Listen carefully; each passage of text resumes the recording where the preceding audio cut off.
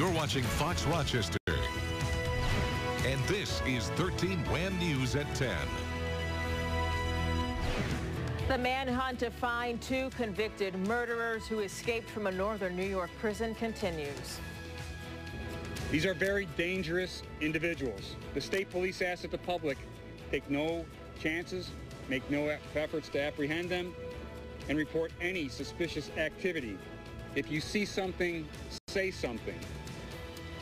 Yeah, on high alert this evening, Governor Andrew Cuomo announced today that the state is offering a $100,000 reward for information that leads to the capture of the inmates. Officers from local, state, and federal agencies are looking for 48-year-old Richard Matt and 34-year-old David Sweat. Sweat was serving a life sentence for killing a sheriff's deputy in 2002. Matt was sentenced to 25 years to life for kidnapping, dismemberment, and murder of his former boss back in 1997. They were discovered missing at 5:30 Saturday morning from the Clinton Correctional Facility near Plattsburgh.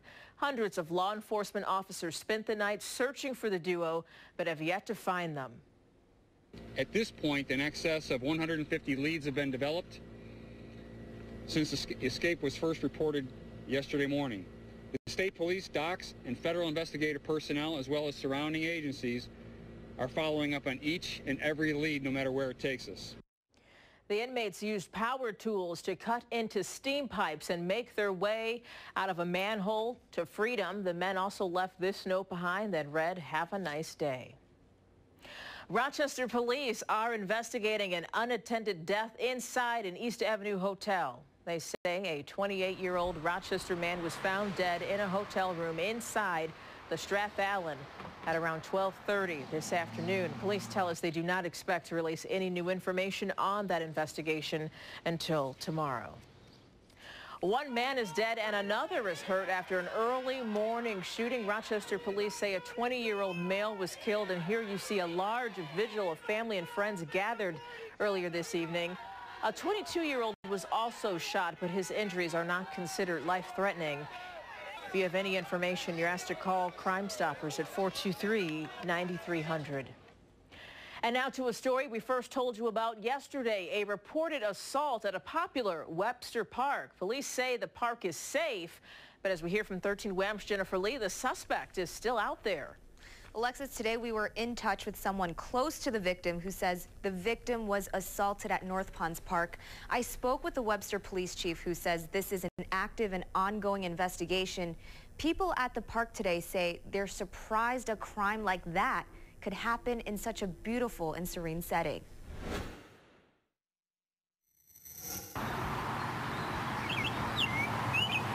It's very beautiful, it's peaceful, it's quiet. Living nearby, Maria Ledke takes daily walks at North Ponds Park in Webster. There's a lot of people that come here. They walk, bring their kids. Really nice park. But she was taken aback after seeing details of an assault at the park on Facebook. Webster police say it happened Friday night between 4:30 and 9:30. I mean, you wouldn't think that that would happen here, you know, but I guess it's possible. It's very scary. You worry about it a little bit.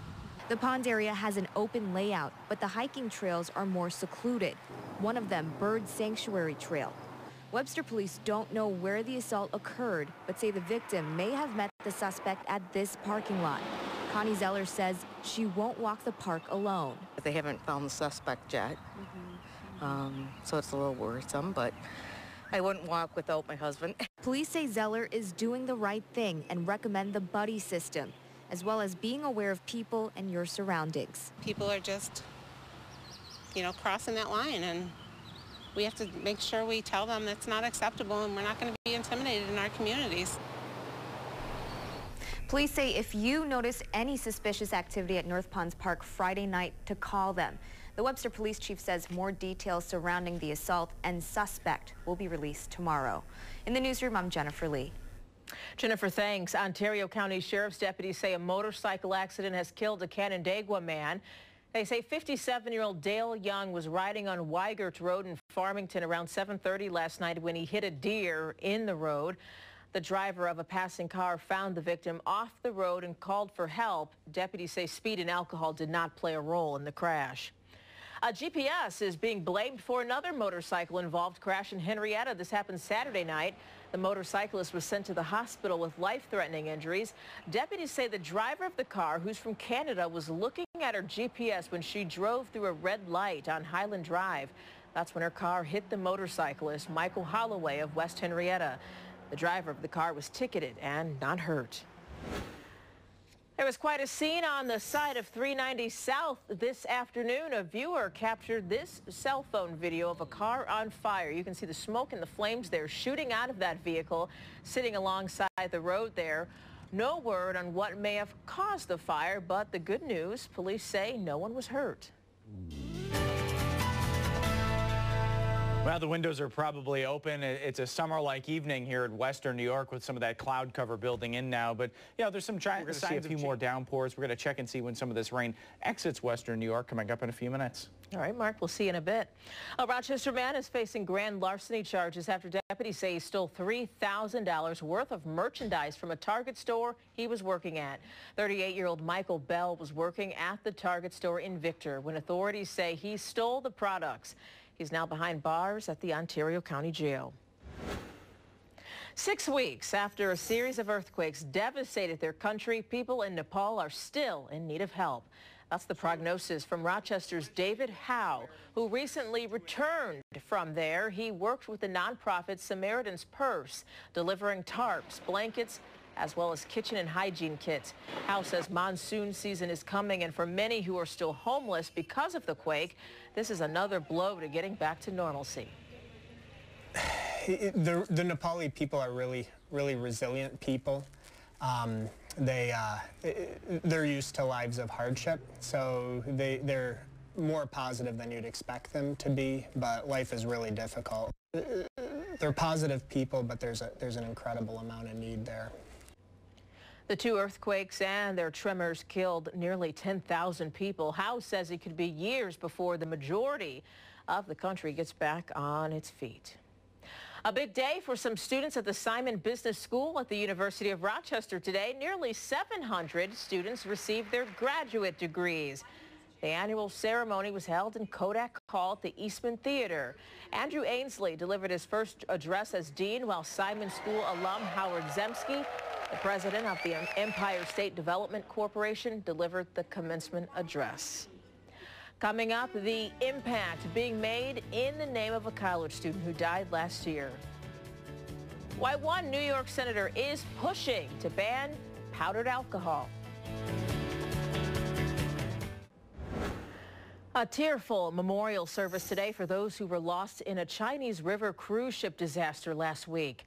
Chinese authorities say at least 431 people died when the vessel overturned in the Yangtze River. 11 people are still missing. Only 14 survivors have been found. It's not yet clear what caused the ship to capsize. Protesters gathered in Washington this weekend to rally against gun violence. Here you can see them joining together for the annual Standing for Peace and Justice rally. Many held photos of loved ones they lost to gun violence. Some protesters called for stricter gun control legislation, including universal background checks. For a second time this year, Senator Chuck Schumer is pushing to ban powdered alcohol. Schumer is calling on Congress to pass a bill stopping sales, warning the product could contribute to underage drinking and drunk driving. The company that makes the freeze-dried product, called Palcohol, disagrees. They say their product would be sold under the same restrictions as liquid alcohol.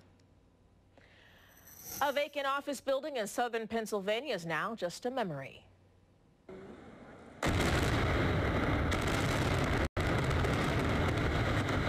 Onlookers cheered and clapped as demolition crews imploded the structure this morning. Officials decided to take down the building to create more parking space for neighboring offices. Well, these showers are building up right now. Back to the west of Rochester. Check out this line back to normal. As you can see, 74. So we're going to be a little bit above that through at least next weekend. All right, Mark, thanks. Yeah. More than a golf tournament today in Victor, but a chance to keep the memory alive of a young man who lost his life too soon. 18-year-old Alex Davis died at an off-campus fraternity house at SUNY Geneseo last year from a drug overdose. Loved ones say he was someone who liked to help others, so today his family and friends held a golf tournament in his honor. It raises money for the Victor Farmington Food Cupboard and Santa's Hideaway, Hollow, which supports terminally ill children. Santa himself was there today praising Davis's family. The loss of a child, nobody can tell you, I feel sorry for you, I know what it feels. They cannot. And it's not something you get over. It's something you carry every hour, every day through the rest of your life. But for them to take the time to help others, to do this, all right, remarkable people, remarkable people. Most people could have gone either way with a tragedy like this. The Davises, being the way they are with their solid family commitment, jumped right in, and since January we've been planning this. And that was inside of a year when Alex passed away. Just last month, 2 of Davis's fraternity brothers were arrested in connection with his death. The fraternity racked up more than 100 complaints with police, and some neighbors even called for it to be shut down. Coming up, how some area students helped raise funds for a local cause.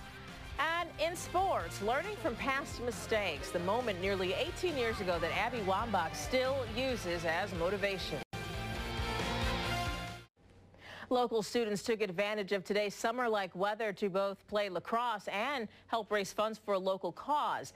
The 8th annual Jeff Milano Johnson Memorial Lacrosse Tournament was held at Total Sports Experience. It's in memory of Milano Johnson, who died from a ruptured brain aneurysm on the field in 2007. The goal was to raise money for Rochester City School lacrosse programs and for helping students cover college costs. I know without this scholarship, I probably wouldn't be in college just because there's so many loans I would take out. And because of this, I was able to take my next step forward to college. It was an amazing weight off me and my mom's shoulders. My mom's a single mom, so it was just an amazing blessing to have. Rochester Kids, a nonprofit organization dedicated to improving the lives of Rochester youth, put on today's event. The organization was formed in memory of Milano Johnson, as well as Shamar Patterson, who was a teen shot in Rochester on the same day. And now here's Toby Motico with sports. NBA Finals, Game 2, Cavs with a 6-point lead in the 4th. That's over on 13 Wham ABC. Watch that in about 5 minutes, right? We've still got more? Yeah. We'll be right back. All right, this just in, multiple fire crews are on the scene of a working fire in Webster. This is a live picture, and you can see those flames working pretty good there. This is at Steve's Custom Canvas and Upholstery on County Line Road near Route 104. No reports of injuries at this time. Roads may be impacted. We have a crew there. Jennifer Lee is working to get information, and we will bring you more updates as soon as we get them on 13 Wham News ABC after this NBA game. But again, working fire there. Pretty strong flames there, you see. Yeah, some rain and thunder at the bus stop in the morning. Looks like we'll be in the upper 70s for a